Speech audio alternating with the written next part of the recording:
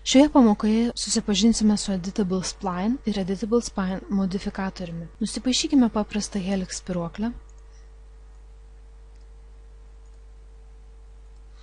Suteikime jai daugiau apvijų. Šiek tiek į aukštį išskleiskime. Dabar norime ją redaguoti, pakeisti kai kurių jos taškų koordinatės. Taigi mums reikia perstumti vertex viršūnes.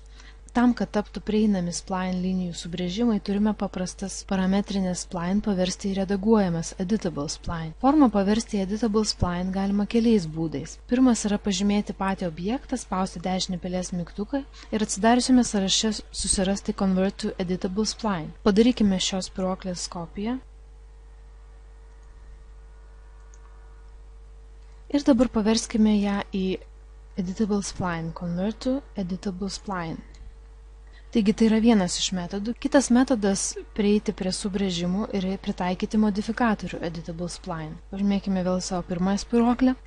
Pritaikykime šiai spyruokliai modifikatorių Editable Spline.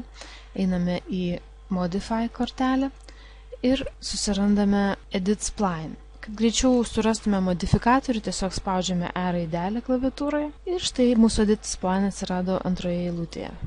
Taigi pritaikime modifikatorių Edit Spline, o kita kreivė tiesiog yra Editable Spline. Pritaikius Editable Spline modifikatorių tampa prieinami objekto subrėžimai, Vertex Segment Spline ir kartu dar galima grįžti į pradinę formą ir ją redaguoti. Pirmuoju atveju mes galim grįžti į helix formą, spyruoklės parametrus ir juos keisti.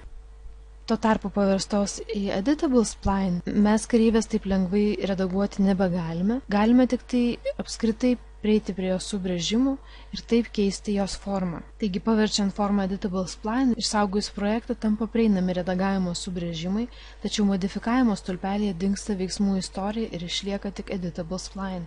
Dabar taip pat galima toliau taikyti įvairius modifikatorius, tačiau grįžti atgal nebegalima. Žinoma, kol kas dar galima grįžti atgal spaudžiant Undo, tačiau išsaugojus projektą ir jį naujai atsidarius, grįžti atgal veiksmais Undo nebegalėsime. Editable Spline modifikatorius duoda lankstumo. Galima grįžti į pirminę formą ir ją pakeisti, o tada vėl spausti Editable Spline ir redaguoti formas subrežimuose. Nueikime į pirmosios spyruoklės vertex režimą ir pakeiskime keletos spyruoklių padėtį.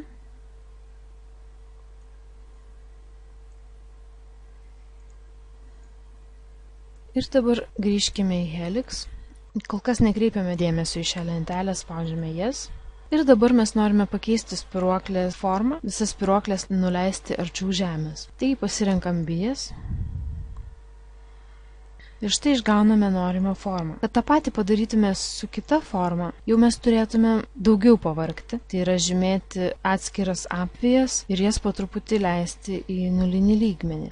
Tuo tarpu su Editable Spline modifikatorium ir helix parametrais mes žymiai laisviau galime redaguoti šią formą. Tačiau Editable Spline modifikatoriaus taikymas naudoja daugiau programos atminties resursų.